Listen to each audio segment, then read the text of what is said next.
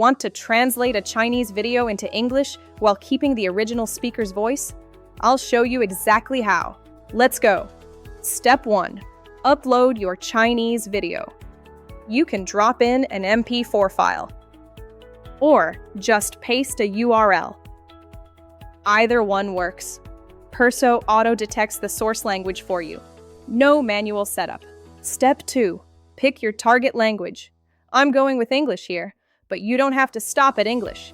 So, if you want this same Chinese video in Korean or Hindi, Spanish, French, whatever, just pick that language instead. Same workflow. Okay, that's it. Now I just click Generate.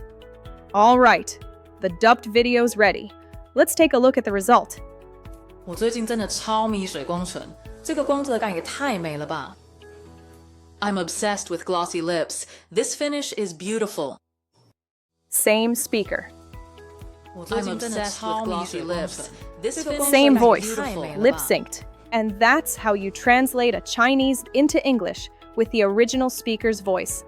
Next time, I'll show you how to take this translated video and add multilingual subtitles.